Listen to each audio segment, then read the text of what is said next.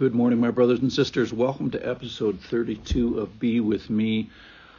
We have just got done with the wise men seeking Jesus. Now we have a bad guy, Herod, seeking Jesus.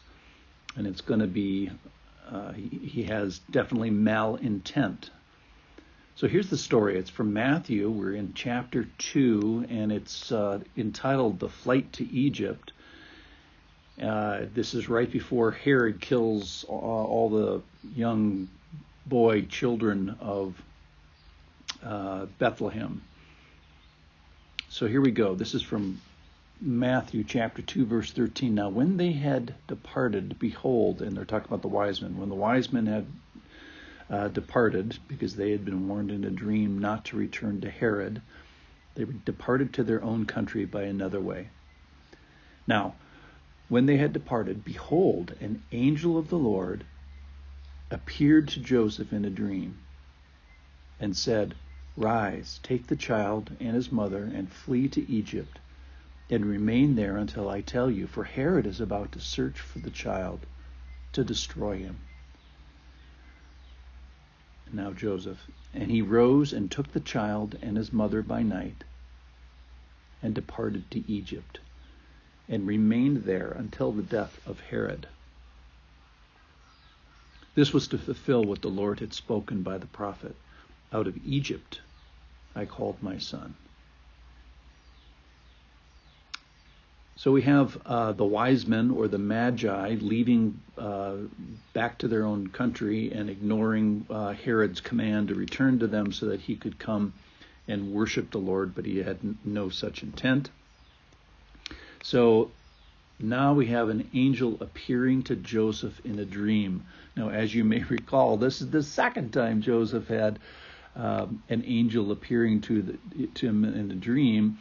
That was after he had resolved to divorce Mary quietly. But as he considered these, behold, an angel of the Lord appeared to him in a dream, saying, Joseph, son of David, do not fear to take Mary as your wife, for what was conceived in her is from the Holy Spirit. She will bear a son. You shall call his name Jesus, and he will save his people from their sins. And then the neat part about both these stories is when Jesus awoke from the sleep the first time, he did as the angel commanded him, and he took Mary as his wife.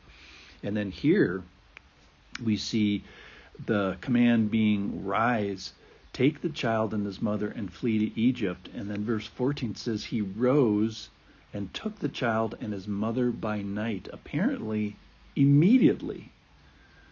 So Joseph, we find Joseph and Mary still in Bethlehem, or in Bethlehem again. And Egypt is about 90 miles away. So they quickly pack. Imagine that, packing for, what are you going to take? Everything that you need for life. And flee to Egypt. Now, what's interesting to me historically is that Egypt is code in the Bible and Old Testament, and more than just code, of don't go down to Egypt. Don't align with Egypt. Don't go back to slavery, number one. So it's a metaphor for that.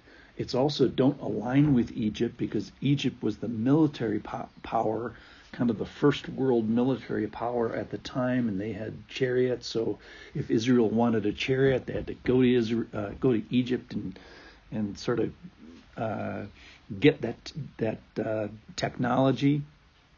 And so in Isaiah, it's replete with all kinds of references of don't make an alliance with Egypt, but make one with me. Don't go down to Egypt. That's in chapter 30 and 31 in Isaiah.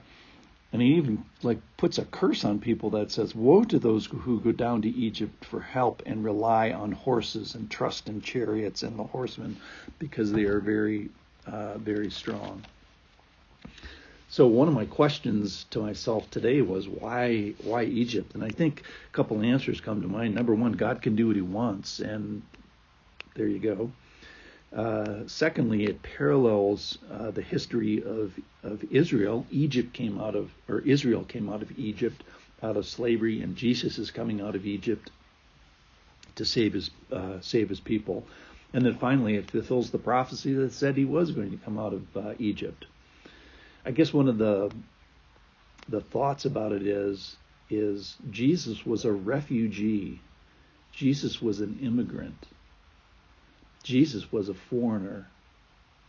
We already found out previously they're too poor to afford a lamb for the sacrifice for his dedication and the purification of Mary. We also know that he was viewed by people then and people now as illegitimate. Likely he was estranged from the family of Joseph. And certainly it just is strange, not estranged, it's just strange. He's got angels visiting Mary, angels visiting his aunt, angels visiting Joseph. This is the second of the third times. There's another one even coming. I wanted to mention that Herod here. It is predicted that Herod is about to search for the child to destroy him. So the Lord, in his sovereignty, knows the evil that this man has in his heart, and likely knows that he's going to kill the male children under 2 years of age. But he's sovereign. He's going to make it right. I don't understand that. All right, so some conclusions to today. Maybe you could find someone who comes from out of your country. Maybe you could find a visitor, a refugee, an immigrant, a foreigner, someone who was born out of wedlock maybe, and welcome them. I wonder what kind of people were kind to Jesus, Mary, and Joseph. Boy, I'm sure they needed kindness. I'm sure they needed shelter. I'm sure they needed food. I'm sure they needed work. So reach out to the vulnerable today. And then, like Joseph is such a great example of being a responder. He responds to the angel of the Lord in a dream, and we probably won't get an angel in a dream, but we will get the Lord speaking in his word. So let's respond when we are spoken to, when we are called, when we are challenged by the Lord. I thank you for being with me, and I'll see you tomorrow.